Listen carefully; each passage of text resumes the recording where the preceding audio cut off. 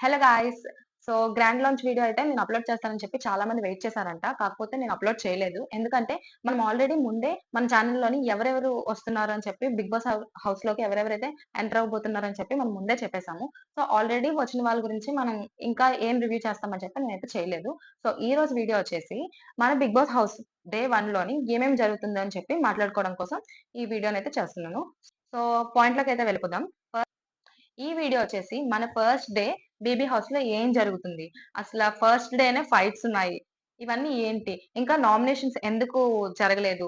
మన బీబీ హౌస్‌లో first day ఖచ్చితంగా నామినేషన్ అయితే ఉండడం ఫస్ట్ నుంచి మనకు తెలిసిందే. సో, ఈ సీజన్‌లో ఫస్ట్ డేలో మనకు నామినేషన్స్ ఎందుకు లేవు? అయితే ఈ వీక్‌లో అసలు నామినేషన్స్ ఉండవా? ఉంటాయా? అండ్ కొన్ని ఫైట్స్ అయితే జరుగుతున్నాయి. 'ఎమాన్యుయల్ వర్సెస్ హరీష్' గారు. సో, వీళ్ళ మధ్యలో ఉన్న ఫైట్స్ అసలు ఏంటి? వాళ్ళిద్దరి మధ్యలో ఎవరిది కరెక్ట్? అని చెప్పి మనం మాట్లాడుకోబోతున్నాం. అండ్ ఆల్సో మనకి తెలిసిందే ఓనర్స్ వర్సెస్ టెనెంట్స్ అనే టాస్క్ అయితే జరుగుతుంది. ఈ టాస్క్‌లో అసల ఓనర్స్ యొక్క అతి మంచితనం వల్ల వాళ్ళ ఫ్యూచర్‌కి ఏదైనా ఎఫెక్ట్ అవుతుందా? అంటే బీబీ ఫ్యూచర్ అన్నమాట. వాళ్ళ బీబీ ఫ్యూచర్‌లో వాళ్ళకి ఎఫెక్ట్ అవుతుందా? అండ్ ఆల్సో ఫస్ట్ డేనే అందరూ మాస్క్‌తో ఉన్నారని చెప్పి నాకనిపించింది. వాళ్ళ రియాలిటీని ఇంకా బయట పెట్టట్లేదేమో అని కూడా నాకనిపిస్తుంది. సో, ఈ అన్ని టాపిక్స్ గురించి మనం మాట్లాడుకోబోతున్నాం ఈరోజు ఈ వీడియోలో. అండ్ అంతకన్నా ముందు నా యూట్యూబ్ ఛానెల్‌ని ఎవరైనా సబ్స్క్రైబ్ చేసుకోకపోతే వెంటనే వెళ్లి సబ్స్క్రైబ్ చేసుకోండి. అక్కడున్న బెల్ ఐకాన్‌ని గట్టిగా కొట్టండి. లైక్ అండ్ షేర్ కూడా చేయండి. సో, టాపిక్‌లోకైతే ఎళ్ళిపోదాం. ఫస్ట్ డే మనకు ఆల్రెడీ అంతా తెలిసిందే. ఓనర్స్ వర్సెస్ టెనెంట్స్ అనే టాస్క్ అయితే జరుగుతుంది. ఈ టాస్క్‌లో ఓనర్స్ అంటే కామనర్స్‌గా వచ్చిన వాళ్ళు. వాళ్ళకి ఓనర్స్ అని ఎందుకిచ్చారని చెప్పి మీరే ఏమనుకుంటున్నారు? మీ ఒపీనియన్‌ని కామెంట్ సెక్షన్‌లో కామెంట్ చేయండి. ఆహ్, ఓనర్స్ అంటే వాళ్ళు ఆల్రెడీ అగ్ని పరీక్ష షో నుంచి చాలా కష్టపడి అన్ని టాస్క్స్ పెర్ఫార్మ్ చేసి కొంత బాగా షైన్ అయ్యి వచ్చారు కాబట్టి, వాళ్ళకి ఓనర్స్ ఇవ్వాలి అని చెప్పి ఈ సీజన్‌లో అనుకున్నారు. బికాజ్ ఆహ్, ఇప్పుడు ఒకవేళ సెలబ్రిటీస్‌కి ఓనర్స్ ఇచ్చేసి ఉంటే వాళ్ళంటే ఇంకా ఈ కామనర్స్ మీద ఇంకా సింపతి పెరిగిపోయి అంటే వీళ్ళకి వీళ్ళని ఓనర్స్ చేసి సెలబ్రిటీస్ ఆల్రెడీ ఓనర్స్ పొజిషన్స్‌లో ఉంటారు. కామనర్స్ నుంచి వచ్చిన వాళ్ళకి ఆల్రెడీ కొంచెం సింపతి అయితే ఉంటది. సో, వీళ్ళని మళ్ళీ ఓనర్స్ కాకుండా చేసి వాళ్ళకి ఓనర్‌షిప్ ఇచ్చి ఉంటే కొంచెం ఇంకా సింపతి కార్డ్ ఎక్కువైపోయి అంటే సీజన్ కొంచెం ఫ్లాప్ అయ్యే అవకాశాలైతే ఉన్నాయి. సో, అందుకని ఓనర్‌షిప్ అనేది నాకు ఈ అగ్ని పరీక్ష షో నుంచి వచ్చిన కామనర్స్‌కైతే ఇచ్చారని నా నా అభిప్రాయం. అండ్ ఆల్సో ఇక్కడ అగ్ని పరీక్షలో ఎవరైతే టాస్క్స్ చేసారో ప్రతి ఒక్కరు ఈ ఓనర్‌షిప్‌నైతే తీసుకుంటున్నారా? బికాజ్ కొంతమందికి బ్యాడ్జెస్ అయితే లేవని చెప్పి కొన్ని గొడవలైతే జరుగుతున్నాయి. నీకు బ్యాడ్జ్ లేదు కాబట్టి నీకు మాట్లాడే అర్హత లేదు అని చెప్పి హరీష్ గారైతే అనడం జరిగింది. సో, ఇది ఎంత వరకు కరెక్ట్? నాకెందుకో 'హరీష్' గారు ఈ ఎపిసోడ్‌లో కొంచెం బాసీనెస్ చూపిద్దామని చెప్పి అనుకుంటున్నారేమో. అంటే అందరూ ఈక్వలే కదా అక్కడ. కాకపోతే ఈయనేంటంటే నేను కెప్టెన్ అన్న ఫీల్ వచ్చేటట్టు మాట్లాడుతున్నారనమాట. నేనే ఈ 'బిగ్ బాస్' హౌస్ కెప్టెను, నేనే 'బిగ్ బాస్‌ని' అన్నట్టు కొంచెం బాసీగా మాట్లాడడం, కొంచెం అగ్రెసివ్ అయిపోవడం, ప్రతి విషయంలో సీరియస్‌గా తీసుకోవడం. అంటే ఓకే. ఫైన్. ఫస్ట్ నుంచి చూసినట్టయితే ఆహ్, అందరితో నవ్వుకుంటూ మాట్లాడుతున్నారు. ప్రతి ఒక్కరితో మింగిల్ అవ్వడానికైతే ట్రై చేశారు చాలా. బట్ కొంచెం ప్రతి విషయంలో ఎవరైనా మాట్లాడుతుంటే, ఈయన ఫస్ట్ మాట్లాడేసి లేదు నేను చెప్పిందే వినాలి అన్నట్టు ఎక్కడో నాకు అనిపించింది. సో, ఈయన మీద మీ ఒపీనియన్ ఏంటో కామెంట్ సెక్షన్‌లో ఖచ్చితంగా కామెంట్ చేయండి. ఎందుకు నేనిలా అంటున్నానంటే, ఆయన ఫస్ట్ నుంచి కొంచెం అగ్రెసివ్ అయితే ఉందని మనందరికీ తెలిసిందే. అది మన అగ్ని పరీక్షలోనే మనకు తెలుస్తుంది. అండ్ ఆల్సో ఈ ఎపిసోడ్‌లో చూసుకున్నట్టయితే కొంచెం ఆయన బాసీనెస్ ఎక్కడైతే నాకు అనిపించిందంటే, ఫస్ట్ మనీష్ తన మాటలేదైతే ఉన్నాయో తను చెప్దామనుకుని ట్రై చేస్తున్నాడు. ఆ టైంలో ఆపించేసి మరి ఈయన మాట్లాడడం నీకు బ్యాచ్ లేనప్పుడు నువ్వు మాట్లాడకూడదు అన్న సెన్స్‌లో ఆయన మాట్లాడడం. అంటే అక్కడ 'బిగ్ బాస్' హౌస్‌లో ప్రతి ఒక్కరికి ఈక్వల్ ఆపర్చునిటీ అయితే ఉంటది. ఎవరి ఒపీనియన్స్ వాళ్ళు చెప్పుకోవచ్చు. బట్ ఈయన చెప్తున్నప్పుడు కరెక్ట్‌గా ఆపించేసి లేదు నీకు మాట్లాడే అర్హత లేదు బ్యాడ్జెస్ ఉన్న వాళ్ళకి అంటే అందరూ కామనర్స్ గానే వచ్చారు. సో, అందరికి ఒకేలాగా ఉంటది మాట్లాడడానికి. అండ్ ఆల్సో వీళ్ళకే కొంచెం యూనిటీ లేకుండా ఉంది అని చెప్పి సెలబ్రిటీస్ అయితే మాట్లాడుకోవడం జరిగింది. ఇదంతా 'హరీష్' గారి వల్లే జరుగుతుంది. ఎందుకంటే ప్రతి కామనర్ ఇక్కడ వచ్చిన కామనర్ కేటగరీలో వచ్చిన ప్రతి ఒక్కరు బానే ఉంటున్నారు. ఈయననే కొంచెం అందరికి అగెయిన్స్ట్‌గా మాట్లాడడం, ఎవరైతే ఏదైతే చేయొద్దన్నారో అదే విషయం గురించి మళ్ళీ మాట్లాడడం ఇలాంటివన్నీ జరుగుతున్నాయి. సో, దీనికోసం నా ఒపీనియన్ అన్నమాట ఇది. అండ్ నెక్స్ట్ వచ్చే ఎపిసోడ్‌లో అదే హరీష్ గారు ఏదైతే ఉన్నారో తన బిహేవియర్ చేంజ్ చేసుకుంటే, నా రివ్యూని కూడా నేను చేంజ్ చేసుకుంటాను. ఎందుకంటే ప్రతి ఒక్కరు టాస్క్స్ బట్టి ఇప్పుడు ఈ రోజు ఏ టాస్క్ లేదు కాబట్టి ఆయన ఇలా మాట్లాడారు. సో, నేను నా ఒపీనియన్ అయితే నేను చెప్పాను. అలాగే రేపొచ్చే టాస్క్‌లో ఆయన చాలా బాగా పెర్ఫార్మ్ చేస్తే నేను ఖచ్చితంగా ఆయన గురించి అలానే చెప్తాను. సో, ఇదైతే పర్సనల్‌గా ఎవరిని అనట్లేదు. జస్ట్ నా ఒపీనియన్ మాత్రమే చెప్తున్నాను. అండ్ ఆల్సో ఇంకా నెక్స్ట్ వచ్చేసి మనకి ఆనర్స్ వర్సెస్ టెనెట్స్ అనే టాస్క్ అయితే జరుగుతుంది. ఈ టాస్క్స్‌లో మనకి ఆనర్స్‌కి మొత్తం లగ్జరీ సంబంధించిన ప్రతి ఒక్కటి అంటే ఫుడ్ అయినా, బెడ్స్ అయినా, హౌస్‌కి సంబంధించిన ప్రతి ఒక్కటి ఆనర్స్‌కయితే ఇచ్చారు. అండ్ టెనెట్స్ అంటే సెలబ్రిటీస్‌కి ఓన్లీ జస్ట్ బెడ్స్ మాత్రమే ఇచ్చి, వాళ్ళకి ఫుడ్ అయితే తినకూడదని చెప్పి బిగ్ బాస్ క్లియర్‌గా చెప్పారు. సో, ఫుడ్ తింటున్నప్పుడే ఆయన బయటికి పంపించేసారు. అంటే అక్కడే ఆపేసి మొత్తం బయటికెళ్ళిపోవాల్సిందిగా బిగ్ బాస్ అయితే ఆర్డర్ చేశారు. సో, ఈ విధంగా చూసుకున్నట్టయితే బిగ్ బాసే తింటున్నప్పుడు మధ్యలో పంపించేసారు అంటే, అది ఖచ్చితంగా టాస్క్ అయి ఉండాలి. సో, ఆయన చెప్పిన మాటలు మనం వినకపోతే మనం 'బిగ్ బాస్' హౌస్‌లో ఉండి వేస్టే గదా! ఇంకా. సో, అదే నేను చెప్తున్నాను. 'హరీష్' గారు ఆల్రెడీ 'బిగ్ బాస్' ఆర్డర్ చేసినప్పుడు మీరు టెనెంట్స్ ఎవరైతే ఉన్నారో వాళ్ళు బయటికి వెళ్ళిపోవాలి. ఫుడ్ అయితే తినకూడదు అని చెప్పారు. అలాంటప్పుడు 'హరీష్' గారు లేదు నేనిలా ఫుడ్ మధ్యలో ఇలా పంపించడం కరెక్ట్ కాదు. నేనెళ్లి ఫుడ్ ఇస్తాను అని అంటే, అది 'బిగ్ బాస్‌కి అగెయిన్స్ట్‌గా ఉన్నట్టే. సో, అంటే అది కొంచెం సింపతి కింద వస్తుందా? ఆర్ నిజంగానే ఆయన పర్సనాలిటీ ఎవరైనా ఫుడ్ తింటున్నప్పుడు అంటే మధ్యలో లాక్కోవడం అనేది చూడడం కొంచెం కష్టంగా అనిపించి ఆయన అలా ఇవ్వడం కూడా జరుగుతుంది. సో, ఈ రెండిట్లో మీ ఒపీనియన్ ఏదైతే ఉందో అది ఖచ్చితంగా కామెంట్ సెక్షన్‌లో కామెంట్ చేయండి. అండ్ ఆల్సో ఆహ్, ఈ ఫుడ్ టాస్క్ గురించి అయితే ఇక్కడితో అయిపోయింది. అండ్ 'ఇమాన్యుయల్' అండ్ 'హరీష్' గారి విషయంకొచ్చేసరికి ఈళ్ళిద్దరిలో ఎవరిది తప్పని మీరనుకుంటున్నారు? యాక్చువల్లీ 'ఇమాన్యుయల్' టాస్క్ వచ్చేసి మొత్తం బీబీ హౌస్ మొత్తాన్ని క్లీనింగ్ అయితే ఆయనకిచ్చారు. అండ్ దీనికి మానిటర్‌గా మన 'హరీష్' గారినైతే పెట్టారు. సో, 'హరీష్' గారు ప్రతి ఒక్కటి క్లీన్‌గా ఉందా లేదా చూసుకోవడం అనేది ఆయన టాస్క్. సో, చూసుకొని ఈ విషయంలోని లైవ్‌కొస్తే లైవ్‌లో అయితే మీ ఎవ్వరికీ తెలియని విషయం ఏంటంటే లైవ్‌లో మనకి ఇమాన్యుయల్ ఎవరైతే ఉన్నారో తను క్లీనింగ్ చేస్తున్నప్పుడు చాలా కష్టపడుతున్నాడు. మొత్తం మనమైతే ఇంట్లో ఒక పోర్షన్ ఒక చిన్న రూమ్‌ని క్లీన్ చేయడానికి చాలా కష్టంగా అనిపిస్తది. అలాంటిది మొత్తం బీబీ హౌస్‌ని క్లీన్ చేయాలంటే చాలా కష్టం. అలాంటి కష్టాన్ని ఈ హరీష్ గారు చూసారు. చూసి గుర్తించి నాకే కొంచెం కష్టంగా అనిపిస్తుంది అని చెప్పి ఇమాన్యుయల్‌కి ఎవరైతే హెల్ప్ చేస్తున్నారో లైక్ 'సృష్టి వర్మ' హెల్ప్ చేయడానికి ట్రై చేసినప్పుడు, ఈ 'హరీష్' గారు ఎవరైతే ఉన్నారో వచ్చి కొంచెం కూల్‌గా మంచిగా మాట్లాడారు. ఇలా క్లీన్ చేయడం చూస్తుంటే నాకు కూడా చాలా కష్టంగా అనిపిస్తుందని చెప్పి చాలా మంచిగా చెప్పారు. ఈ విషయంలో అయితే అప్రిషియేట్ చేయాలి.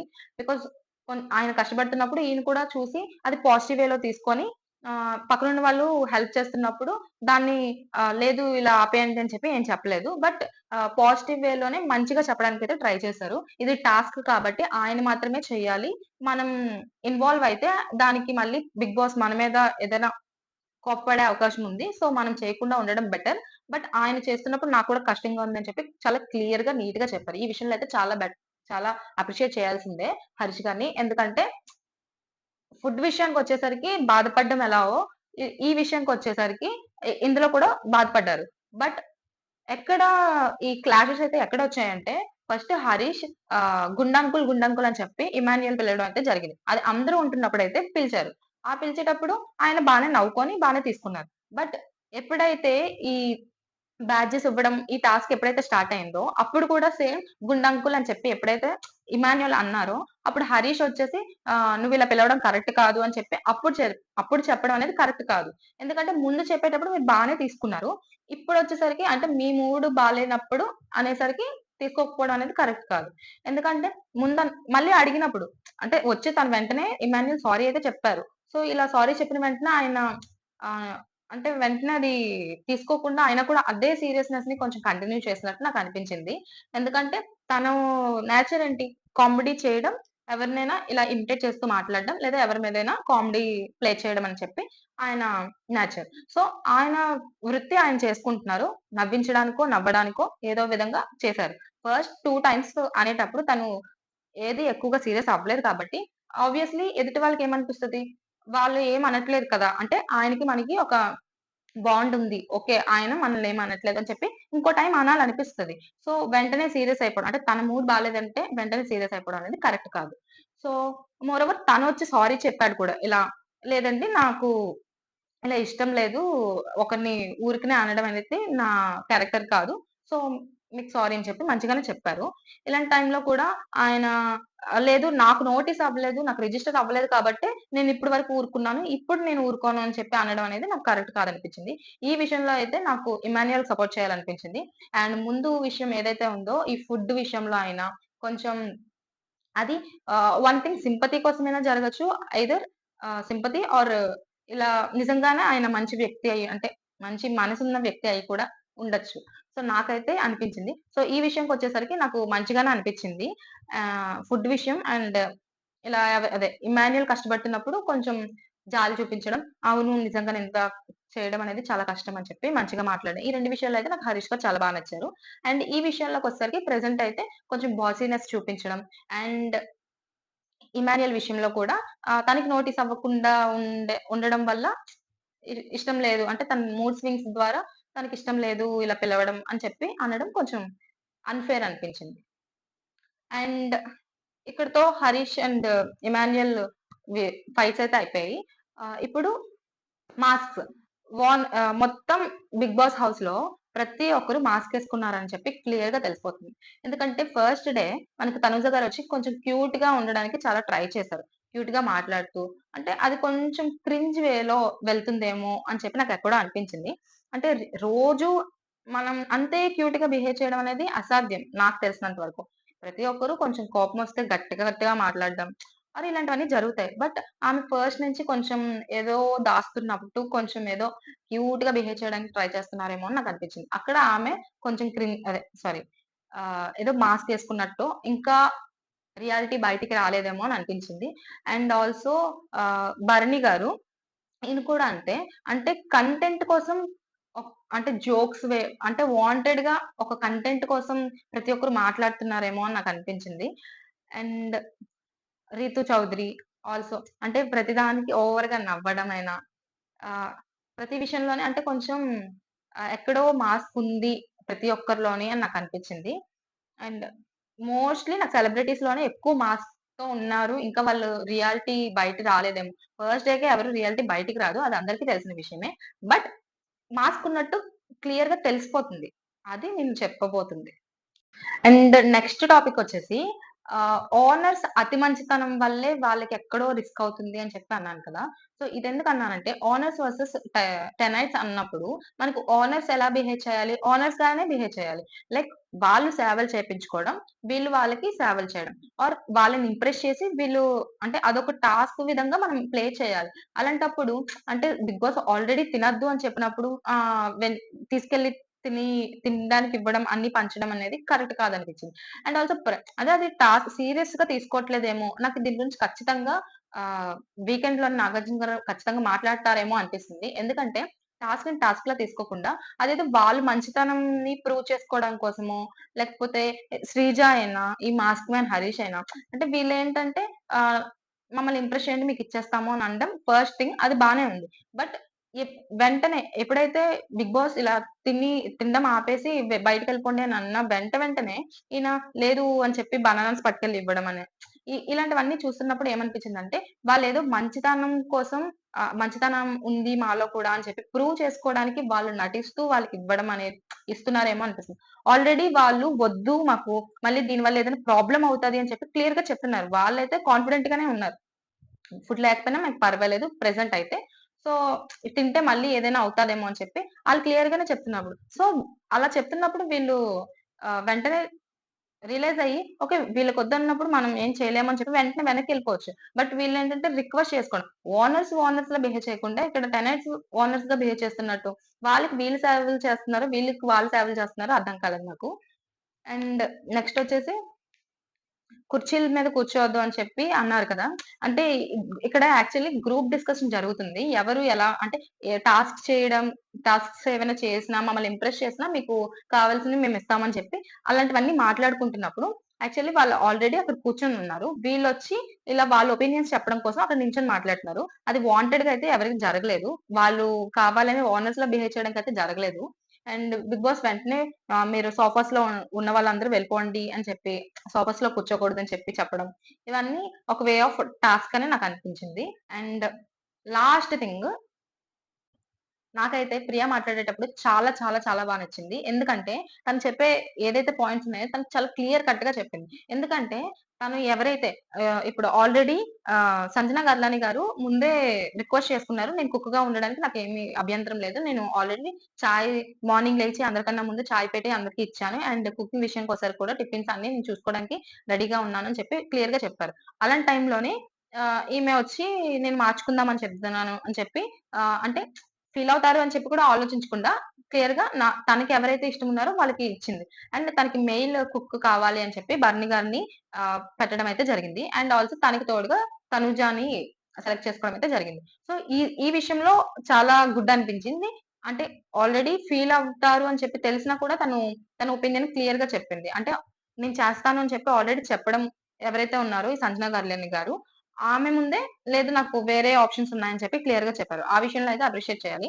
అండ్ ఇంకో విషయానికొచ్చేసరికి తను ఎవరైతే ఇద్దరు కుక్స్‌ని ఎంచుకున్నారో వాళ్ళిద్దరి గురించి చాలా మంచిగా స్టాండ్ తీసుకున్నారు. ఎందుకంటే ఆల్రెడీ ఫ్లోర్ క్లీనింగ్ కోసం ఒక డిస్కషన్ అయితే జరుగుతుంది. ఈ ఇమాన్యుయల్ వీళ్ళందరూ ఆయనకి ఈ మొత్తం హౌస్ క్లీనింగ్ ఇవ్వడం, కొంతమందికి బాత్రూమ్స్ ఇలా ప్రతీదీ డివైడ్ చేసుకుంటూ పోతే ఫ్లోర్ క్లీనింగ్ గురించి అక్కడ మిగిలిపోయి ప్రతి ఒక్కరు డిస్కషన్ చేసుకుంటున్నారు. దీన్నెవరు చేస్తారని.